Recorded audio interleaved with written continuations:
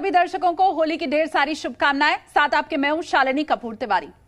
योगी ने शपथ लेने के पहले ये कसम खा लिया है कि वो अपने 75 टारगेट जरूर पूरा करेंगे। अब ये योगी के 75 टारगेट हैं क्या, रिपोर्ट में देखिए।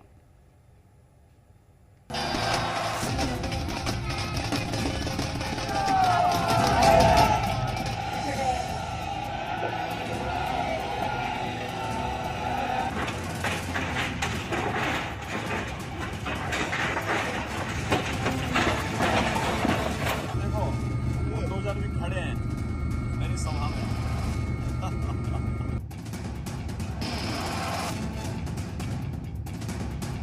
जय श्री राम, जय श्री राम।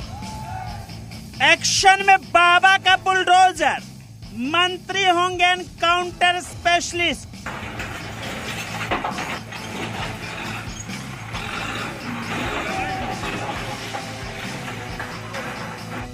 योगी के 75 टारगेट, थर थर कांपे माफिया बाहुबली। 10 मार्च 2022 को योगी ने यूपी में जीत का इतिहास बना दिया। 10 मार्च को योगी ने जीत का जश्न मनाया। 10 मार्च को योगी ने दिखा दिया कि योगी को बाबा बुलडोजर कहना अखिलेश यादव को कितना महंगा पड़ा। जब हम भ्रष्टाचार और बेईमानी से लड़ रहे थे, तब ये लोग भारतीय जनता पार्टी के खिलाफ साजिश रचने का कार्य कर रहे थे, सरकार के खिलाफ साजिश रचने का कार्य कर रहे थे। जीत के बाद जहां योगी अपने मिशन पर डट चुके हैं, वहीं अखिलेश यादव जैसे विरोधी अपनी हार पर मातम मना रहे हैं। योगी ने जिस तरह से अहंकारी बन चुके अखिलेश यादव को चुनाव में धूल चटाई, उसका ही नतीजा है कि अब योगी आदित्यनाथ अपने मंत्रियों को बुलडोजर स्टाइल में काम करने की ट्रेनिंग देने जा रहे हैं। यूपी में अपनी नई कैबिनेट बनाने की तैयारी में जुटे योगी आदित्यनाथ का दिल्ली दौरा हो चुका है। खबरों के मुताबिक योगी ने यूपी की सभी 75 जिलों में अपने टारगेट सेट कर दिए हैं और मंत्रिमंडल बनने से पहले ही उस पर काम शुरू कर दिया। बाबा का जो बुलडोजर चुनाव के दौरान रिपेयर होने के लिए गया था, वो लौट आया है। ना सिर्फ लौट आया है, बल्कि पूरी धमक के साथ दौड़ने लगा है। इस बुलडोजर ने अपना पहला शिकार मेरठ में किया। जिले के कुख्यात माफिया बदन सिंह बद्दो के करीबियों पर बुलडोजर का कहर टूटा है। समाजवादी पार्टी के वरिष्ठ नेता मुझसे कहे कि अब चुनाव के दौरान तो बुलडोजर नहीं चलेगा। मैंने कहा चिंता मत करो, कभी कभी उस बुलडोजर को रेस्ट भी चाहिए होता है। तो चुनाव के दौरान मैंने पूरे प्रदेश के बुलडोजर को मरम्मत के लिए भेजा हुआ है। होली से पहले योगी बाबा का ये सिर्फ ट्रेलर है।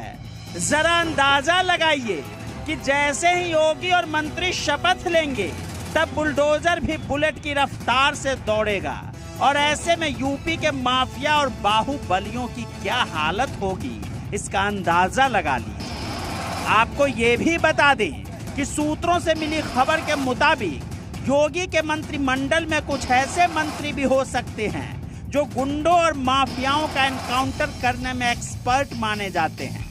ऐसे एनकाउंटर स्पेशलिस्ट के बारे में अभी आप जान लीजिए, जिन्हें योगी अपनी सरकार में मंत्री बना सकते हैं। ऐसे 2 नामों पर अटकलें तेज हैं जो खादी से पहले खाकी पहन चुके हैं। लखनऊ की सरोजनी नगर सीट से विधायक बने राजेश्वर सिंह और कन्नौज सदर सीट से विधायक बने असीम अरुण। ईडी के मुखिया रहे पुलिस अफसर राजेश्वर सिंह की एनकाउंटर स्पेशलिस्ट वाली छवि माफियाओं को थर्राती है, तो कमांडो ट्रेनिंग लेने वाले यूपी में एटीएस सेंटर शुरू करने वाले एडीजी रैंक के अधिकारी रहे असीम अरुण भी अपने तेवर और काम करने के अंदाज से चर्चित हैं। बाबा के बुलडोजर मंत्रालय के लिहाज से ये दोनों नाम फिट बैठते हैं, इसलिए योगी 2.0 कैबिनेट में इनके नामों की अटकलें लग रही हैं कि शायद इन्हें यूपी सरकार में मंत्री बनाया जा सकता है।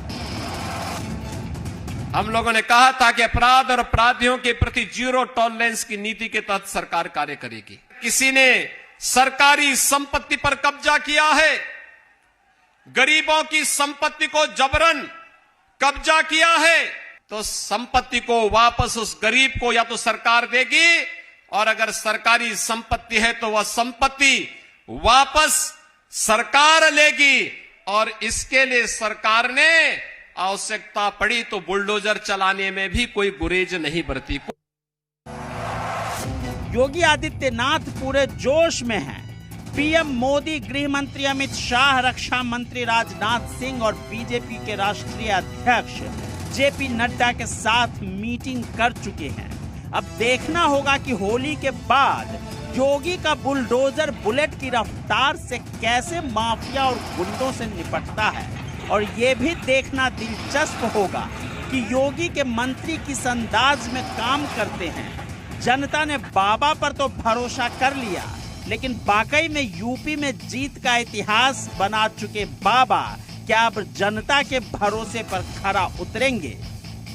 ब्यूरो रिपोर्ट, जी मीडिया।